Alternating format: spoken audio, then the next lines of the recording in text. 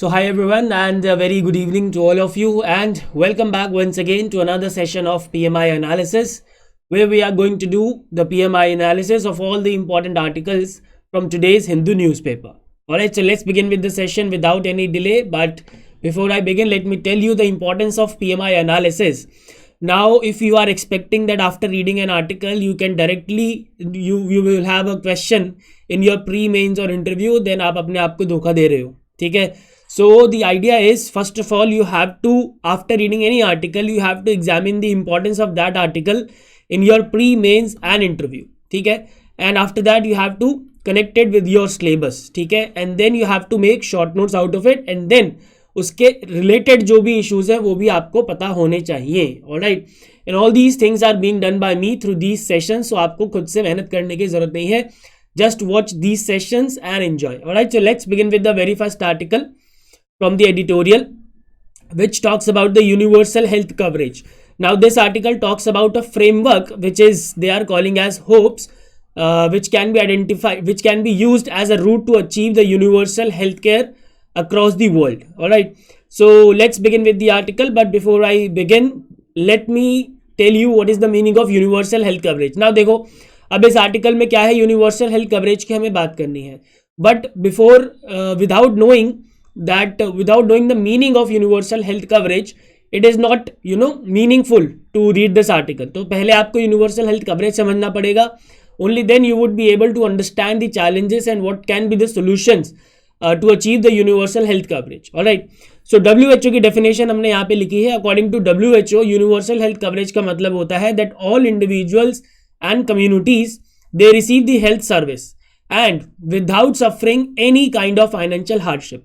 बिना किसी financial hardship के अगर सारे इंडिविजुअल्स और सारी कम्युनिटीज हेल्थ सर्विस रिसीव करते हैं जो भी उनको चाहिए, ठीक है, चाहे प्राइमरी हेल्थ केयर सर्विस हो, सेकेंडरी हो या टर्शरी हो, from primary to tertiary, whatever health service they need, if they are getting without suffering any financial hardship, then this is what we call as the universal health coverage. It includes the full spectrum of essential quality health service from health promotion to prevention, treatment and rehabilitation. So basically it includes all the aspects of the health, right? And it relies on one or both of two basic approaches, public service and social insurance. अब ये जो universal health coverage है ये दो चीज़ों के ऊपर rely करता है, एक होता है पब्लिक सर्विस और दूसरा होता है सोशल इंश्योरेंस.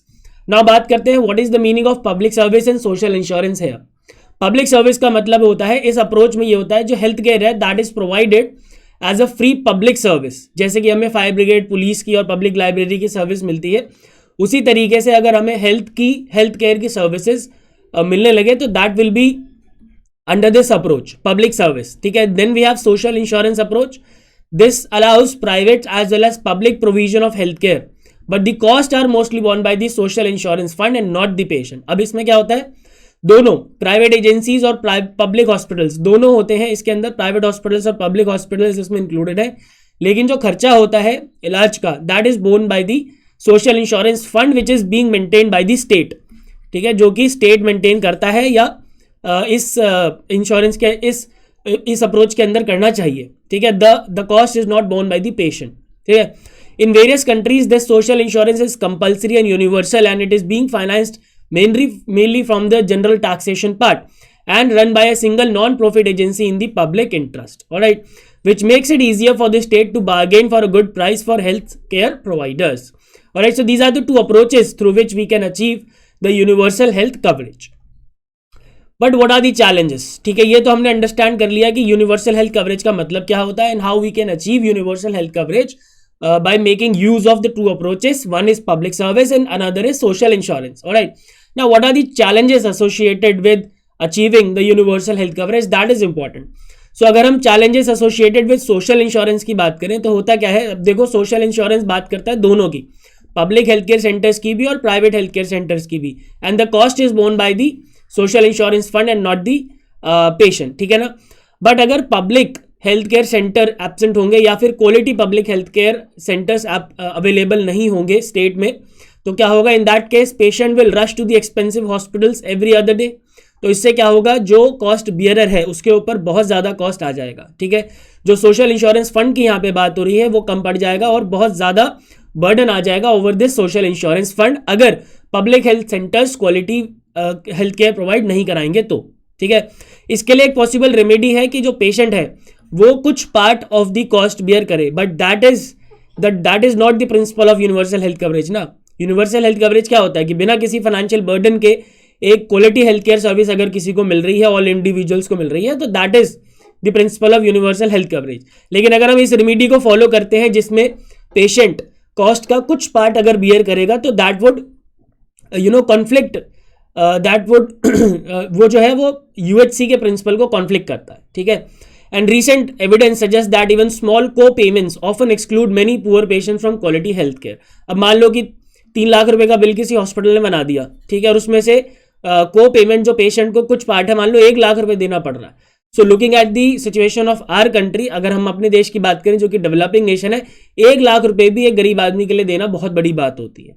तो अगर हम को पेमेंट्स की भी बात करें, छोटे को पेमेंट्स की बात करें, 1 लाख छोड़ो, अगर मैं 50,000 की भी बात करूं तो जो हमारे देश की रिच पुअर फैमिलीज हैं उनके लिए काफी ज्यादा मुश्किल है ये कॉस्ट अफोर्ड करना। ठीक है, another challenge with social insurance is to regulate the private health care providers. अब देखो प्राइवेट हेल्थ केयर प्रोवाइडर्स का रेगुलेशन भी बहुत ज्यादा इंपॉर्टेंट है, बिकॉज अगर उनको रेगुलेट नहीं किया गया तो अननेसेसरी चार्जेस जो है वो कोट करते रहेंगे। ठीक है, and here a crucial distinction needs to be made between for profit and non profit providers. ठीक है, and then there are some other challenges as well, like for example there is a huge lack of health infrastructure in the country, and it was evident during the COVID-19 when there was an acute shortage of the hospital beds and the oxygen cylinders। ये हमने अभी recently ही देखा है। इसके अलावा there is an unequal distribution of healthcare providers across the country, with most of the quality healthcare professionals are concentrated in urban areas only। ठीक है, जिससे कि जो रूरल एरिया है वो अंडरसर्व्ड रह जाता है या फिर अनसर्व्ड रह जाता है। ठीक है, affordability is another challenge in front of the policy makers, और एक रिसेंट स्टडी के हिसाब से unaffordable health care expenditure it affects 7% of our population. और अगर 1% पॉपुलेशन को भी इफेक्ट कर रहा है, अगर हम 1% पॉपुलेशन को भी यूनिवर्सल हेल्थ कवरेज नहीं दे पा रहे हैं तो that will not be counted as universal health coverage. Alright, and then there is a lack of quality in the public health care centres. तो हमने देखे सरकारी अस्पतालों की हालत क्या है, so there is a lack of quality there.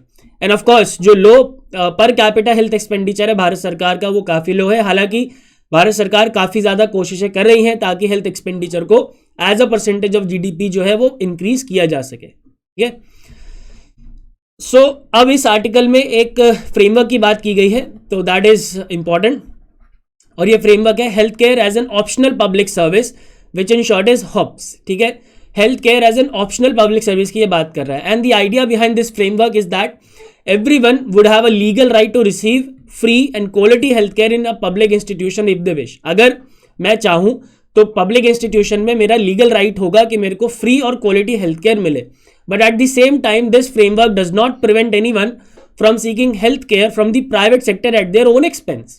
ठीक है ना, तो इसमें दोनों बातें हैं बेसिकली। अब इसका मतलब ये नहीं है बिल्कुल भी कि यहाँ पे पब्लिक हेल्थ केयर सेंटर्स की जो क्वालिटी हेल्थ केयर है उसको नीचे ला दिया जाएगा, क्योंकि अब लोग जो है वो अफोर्ड कर सकते हैं, जो प्राइवेट हॉस्पिटल का खर्चा है उसको अफोर्ड कर सकते हैं। ऐसा बिल्कुल भी नहीं है, ये आइडिया दोनों की बात कर रहा है। ये आइडिया कह रहा है कि भाई देखो, जितने भी अगर कोई चाहे, अगर वो पब्लिक इंस्टीट्यूशन में पब्लिक हेल्थ केयर सेंटर में अपना इलाज कराना चाहता है, free and quality health care वहाँ से चाहता है तो वो ले सकता है, but at the same time ये प्रिवेंट नहीं करता है ऐसे लोगों को from seeking who are seeking healthcare from the private sector at their own expense. All right, but the public sector would guarantee decent health services to everyone as a matter of right, free of cost in this case. All right, और ऐसा already Kerala और तमिलनाडु जैसे जो काफ़ी अच्छे states हैं इस मामले में, जो कि ऑलरेडी इंप्लीमेंट कर रहे हैं इसको, जहाँ पे केरला और तमिलनाडु में बहुत सारी जो इलनेसेस है can be satisfactorily treated in the public sector without going to the private sector and without bearing the cost of the private sector. However, there is one difficulty with this framework, which is to specify the scope of the proposed healthcare guarantee. अब देखो हम यहाँ पे healthcare guarantee की बात तो कर रहे हैं, ठीक है ना, healthcare guarantee की बात कर रहे हैं under this HOPS framework, but उसका एक स्कोप होना चाहिए ना. ठीक है, UHC does not mean unlimited health care. अब यहाँ पे अनलिमिटेड हेल्थ केयर की बात नहीं होती है, तो इसलिए ये एक थोड़ी सी डिफिकल्टी आएगी अगर हम HOPS फ्रेमवर्क को अप्लाई कर देते हैं अक्रॉस द कंट्री. ठीक है, now there are some other solutions, जो कि अब देखो इस आर्टिकल में तो HOPS फ्रेमवर्क की बात की गई है, but I have provided you with some other solution so that you can write a good decent answer. एक ही सोल्यूशन लिख के आओगे तो उतना काफ़ी नहीं होगा. You have to provide 2 or 3 solutions at least. ठीक है, in fact 3 or 4 solutions at least to any problem. So effective professional healthcare professional की ज़रूरत है हमारे देश में, and for that there is a need that medical education has to be aligned with the vision of one nation one healthcare sector. Then of course we have to focus on the digital health, and government of India has already taken various steps in this area, bringing healthcare within reach of 70% of our population who are residing in rural and the remote areas. And the case in point is the National Digital Health Mission, which was announced by the Honorable Prime Minister. National Digital Health Mission, जिसमें digital health card बना दिए जाएंगे जिससे कि track रखा जा सकेगा of all the peoples, ठीक है, across the country.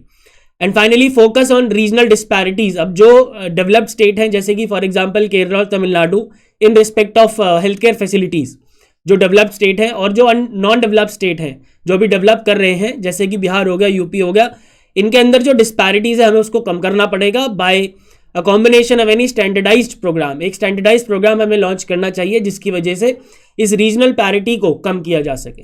Alright, and finally आपको ये भी बताना है कि भारत सरकार हमारी क्या कर रही है. So we have various targets which we have set under the National Health Policy of 2017.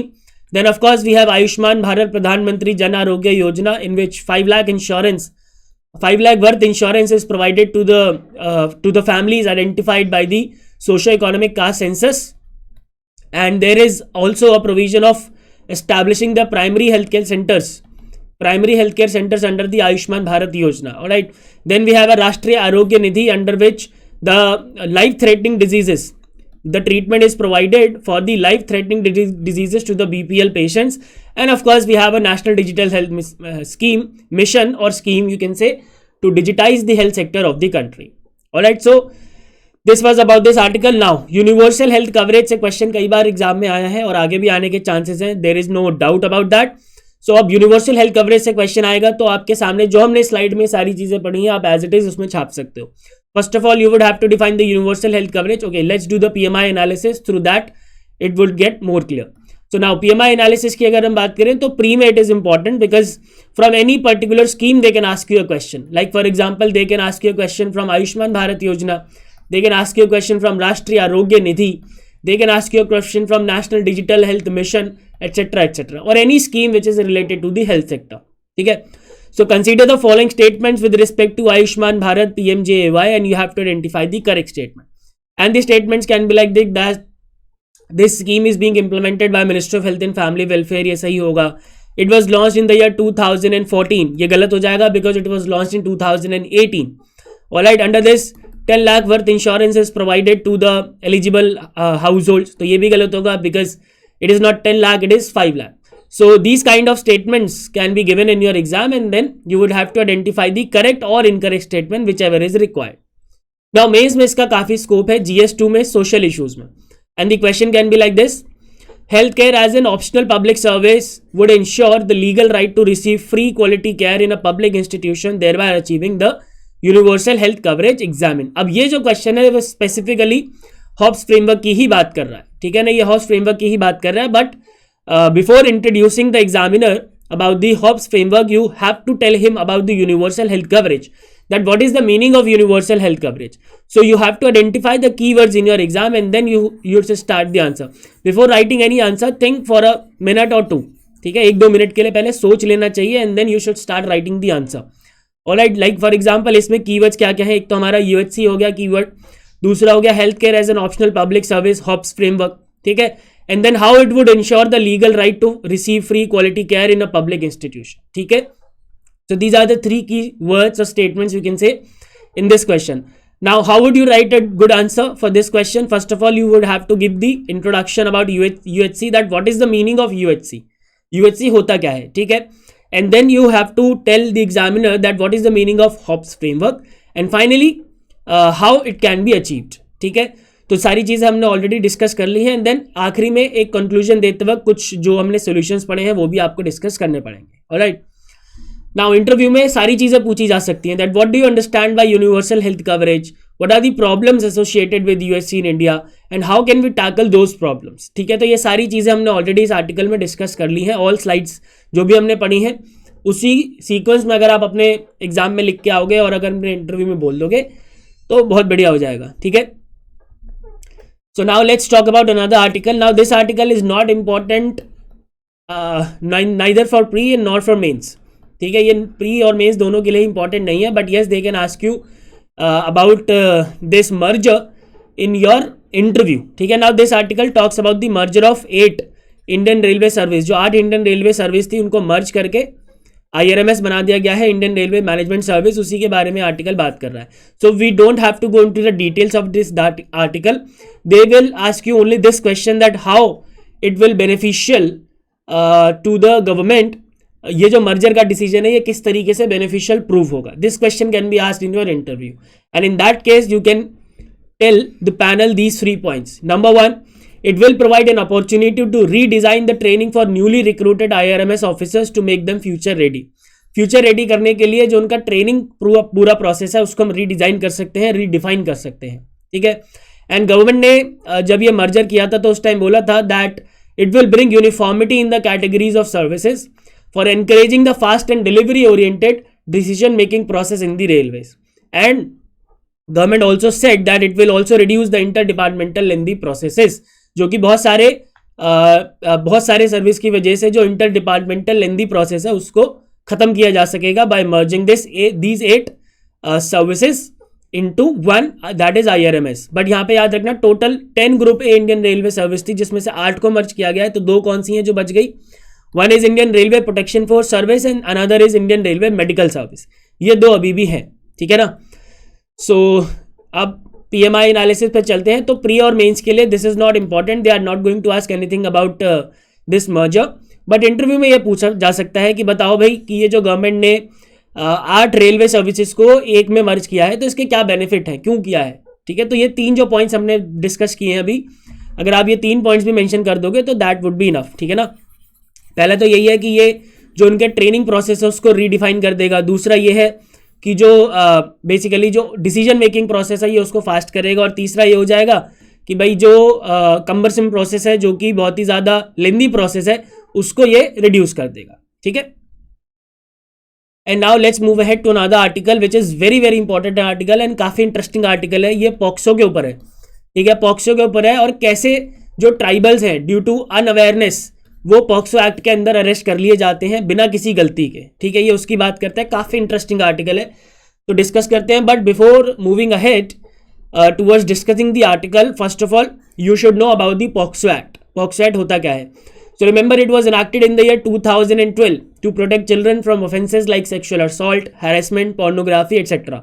And it defines a child as any person who is below 18 years of age. कोई भी पर्सन अगर 18 साल से कम का है तो वो चाइल्ड है as per the definition of this act.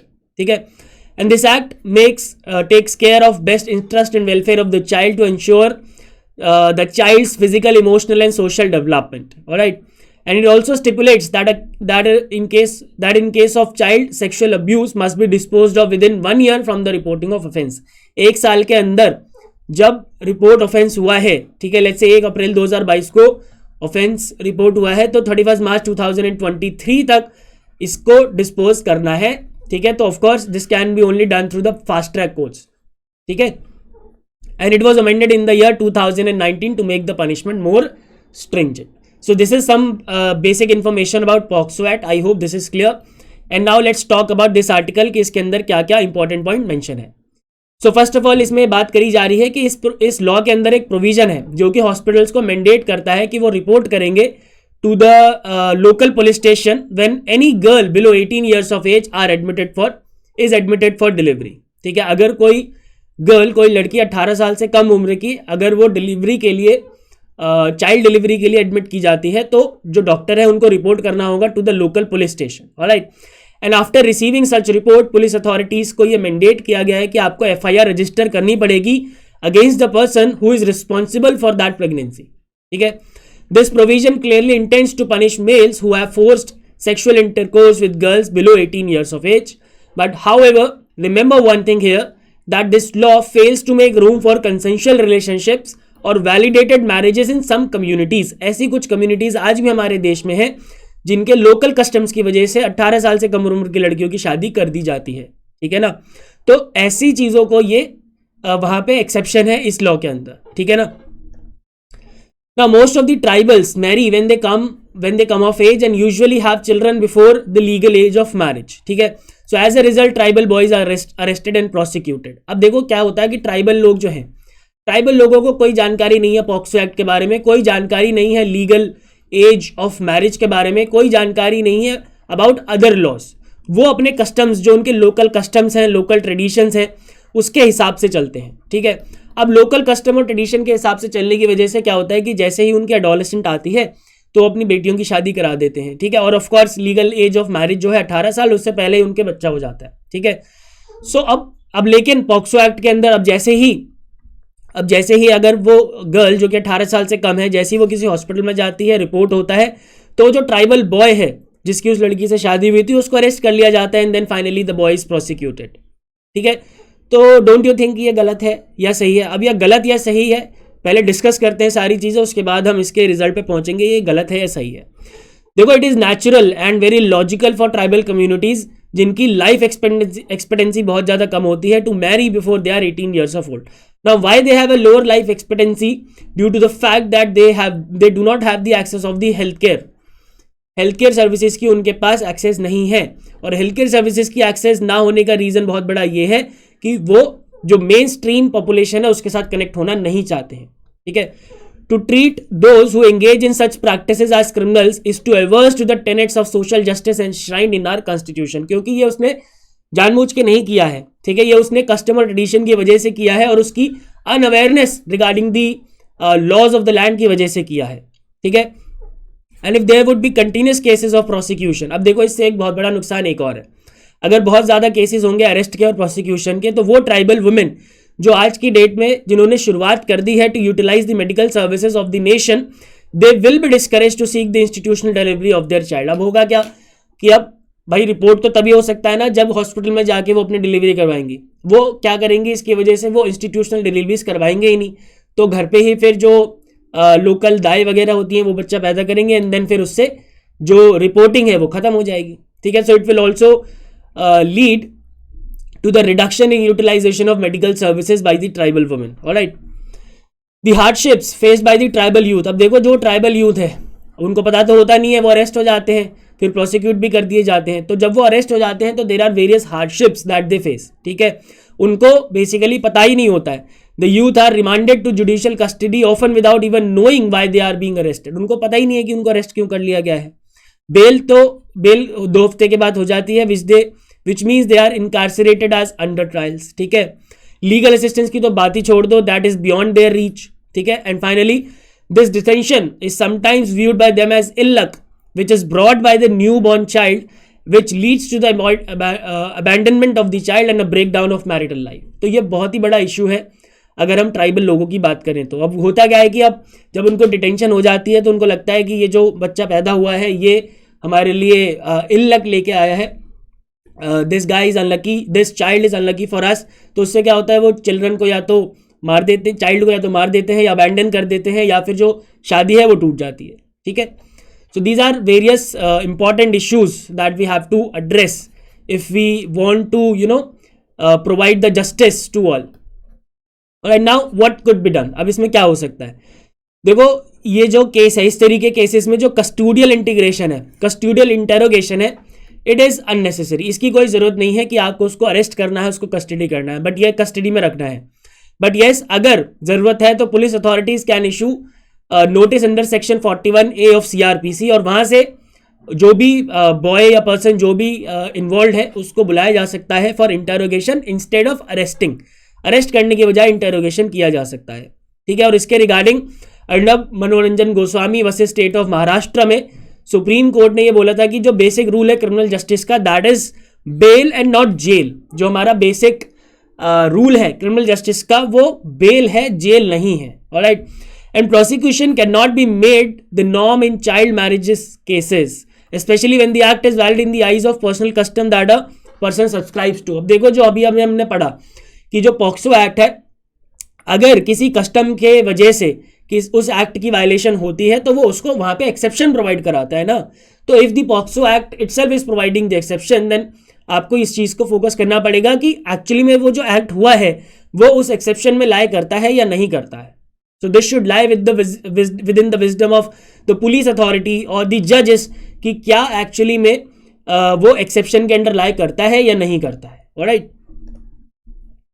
And now there is a need to spread awareness regarding this act, and the step has already been taken in this regard by District Legal Service Authority of Kerala, where they have created a short film Incha in the Panya language to educate the people about this POCSO Act. ठीक है, तो ये इस article में mention था basically कि एक इंचा नाम की एक शॉर्ट फिल्म क्रिएट करी है district legal service authority of Kerala ने इन द पानिया लैंग्वेज. ठीक है, और ये उस एरिया में करी है जहां पे more than 250 cases were registered against the tribal man who had married girls under the age of 18 without even knowing about this POCSO act. ठीक है, so law that seeks to protect a vulnerable group should not be allowed to strip yet another vulnerable and marginalize group of its rights and practices. तो ये जो equality है, right to equality का violation हो जाएगा अगर हम एक लॉ ऐसा बनाते हैं जो कि एक वल्नरेबल ग्रुप को प्रोटेक्ट करता है और दूसरे वल्नरेबल ग्रुप को टारगेट करने लगे. ठीक है, now this was all about this article guys. I hope this article is clear. So first of all हमने बात करी पॉक्सो एक्ट की, देन द इश्यूज क्या है with respect to the tribal people और क्या ये सही है और क्या गलत है और क्या किया जा सकता है. ठीक है, तो अगर एग्जाम में क्वेश्चन आया तो जो जो चीज़ हमने यहाँ पे डिस्कस करी है एज इट इज आप लिख के आ सकते हो, आपको कुछ भी करने की जरूरत नहीं है. नाउ पीएमआई एनालिसिस पे चलते हैं. That is the most important part after reading this article. So pre में they can ask you about the POCSO act. POCSO act से क्वेश्चन पूछा जा सकता है and the statements can be given regarding the POCSO act. Like for example it was enacted in the year 2012. ये सही हो जाएगा. ठीक है, like for example this act was amended in the year 2019 to make the punishment more stringent. इसके अलावा ये भी हो सकता है कि this act defines any person who is 18 years who is below 18 years of age as a child. तो ये भी बिल्कुल सही हो जाएगा. सो इस तरीके के स्टेटमेंट आपके एग्जाम में हो सकते हैं regarding the POCSO act and you would have to identify the correct और इनकरेक्ट स्टेटमेंट. ठीक है, नाउ मेंस में इसका काफी स्कोप है भाई. मेंस में बहुत अच्छा क्वेश्चन बन सकता है इसमें से, और अगर बन गया तो बैंड बच जाएगी अगर पढ़ा हुआ नहीं होगा तो. और अगेन GS2 सोशल इश्यूज में इसका स्कोप है. A provision which is intended to protect children from sexual abuses or offences is threatening the lifestyle of certain people to whom this country promises the social justice. Examine in the light of injustice faced by the tribals across the country regarding this.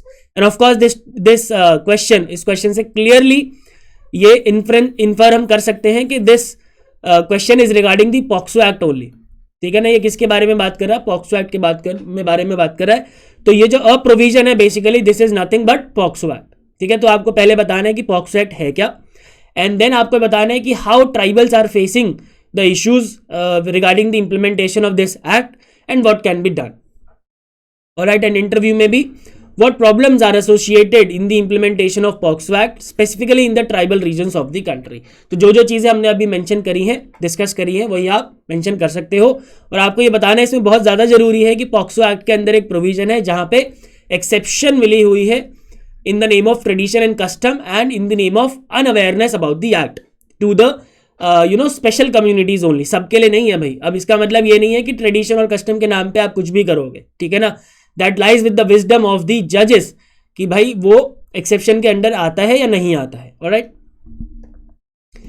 And now the next article, the process of electing India's president. Now I am not going to discuss this article because there is a very detailed video regarding the election of India's president. एक playlist बनी हुई है Indian polity की. तो अगर आपको पूरा जानना है about the election of India's president, so you can watch that video. उसमें प्रेसिडेंट के नाम पे एक वीडियो है, वो आप जाके देख सकते हो. ठीक है, उसमें बहुत डिटेल में मैंने डिस्कस किया हुआ है. इस आर्टिकल में तो कुछ भी नहीं है उसके कंपैरिजन में. ठीक है, and now Sri Lanka, finally Sri Lanka ने डिफॉल्ट कर दिया है. बोला है कि भाई जो टोटल जो इंटरनेशनल डेट है उसके ऊपर $51 बिलियन का, वो अब हम नहीं दे सकते, अब हम डिफॉल्ट करते हैं इसके ऊपर. सो Sri Lanka finally has announced a preemptive default on all its foreign debt totaling $51 billion as the last resort. And the government, Sri Lankan government is taking the emergency measures pending full discussions with the IMF from which it has sought help only to prevent the further deterioration of the country's financial position, ऐसा बोला है वहां के finance minister ने. Now this article, अब इस article में से देखो कोई क्वेश्चन तो नहीं आने वाला, क्योंकि श्रीलंका का जो इकोनॉमिक क्राइसिस है उसके ऊपर क्वेश्चन आ सकता है, and what is India's role on that. ठीक है, question can come on Sri Lanka's economic crisis and what role is India playing in that. तो ये मैं बहुत बार डिस्कस कर चुका हूँ, रिसेंटली डिस्कस किया है, 2-3 बार मैंने डिस्कस कर लिया है इसको रिसेंटली. तो अगर आपने नहीं देखा है तो you can watch the previous video where you can have the idea about Sri Lanka's economic survey and what role is India playing in reviving Sri Lanka from this crisis. All right, but yes, of course ये एक बहुत ही बड़ा important event है, तो इसलिए आपको ये बात पता होनी चाहिए कि श्रीलंका ने फाइनली डिफॉल्ट अनाउंस कर दिया है on all its foreign debt which amounts to $51 billion. Alright, and finally लगातार तीसरा मंथ, अगला आर्टिकल, लगातार तीसरा मंथ ऐसा आया है जब जो हमारी रिटेल इन्फ्लेशन है, रिटेल इन्फ्लेशन जो है वो आरबीआई के थ्रेशोल्ड 6%, जो अपर थ्रेशोल्ड है 6%, उसको क्रॉस कर गई है. तो retail inflation in the month of March वो 6.95%, अप्रॉक्सीमेटली 7% है रिटेल इन्फ्लेशन, जो कि फरवरी में भी मोर देन 7% थी, आई थिंक 7.06% था, जो कि मार्च के महीने में भी अराउंड 7% है. ठीक है, consumers in rural India faced a higher level of inflation than urban residents with overall rural inflation at 7.66%, and food price inflation surged from 5.85% in February to 7.68%. So you can see, you can look towards the food price inflation. भाई खाना इतना ज़्यादा महंगा हो जाएगा तो कैसे काम चलेगा. सो गवर्नमेंट को इस पर कुछ ना कुछ स्टेप लेने पड़ेंगे, अदरवाइज हमारी जो इकोनॉमी है वो रिसेशन की तरफ बढ़ती हुई दिखाई दे रही है. Now let's do some other things about retail inflation. So as we all know, it is measured by CPIC. And there are some facts which I have taken from the economic survey regarding the retail inflation. So economic survey also said that the retail inflation was slightly above 6% in the financial year 21, and this was due to the supply chain disruptions caused by the COVID-19 restrictions. But after COVID-19 also अभी तक हम जो economy है उसको revive कराने में successful नहीं हो पाए हैं. In fact, retail inflation during April 21-22 to December 21-22 stood at 5.2% as against 6.6% during April to December financial year 21. हालांकि थोड़ा सा कम हुआ था in the previous financial year, but अब फिर से वो बढ़ने लगा है. And the major drivers of this retail inflation are the miscellaneous and fuel and light group. And within the miscellaneous, the most जो एरिया सबसे ज़्यादा इन्फ्लेशन प्रोड्यूस कर रहा है, the area which is producing the highest amount of inflation is the transport and communication sector. Now, why transport and communication sector is contributing the most? Because this is due to the high international crude oil, petroleum product prices and higher taxes. All right. And not only this, clothing and footwear inflation also saw a rising trend in the current financial year. And other than this, oil and fats contributed around 60% of food and beverages inflation. जो food and beverage inflation है उसमें सबसे ज़्यादा किसका है? Oil and fat का. And this is due to the reason that most of the oil and fat in our country is imported. ठीक है ना.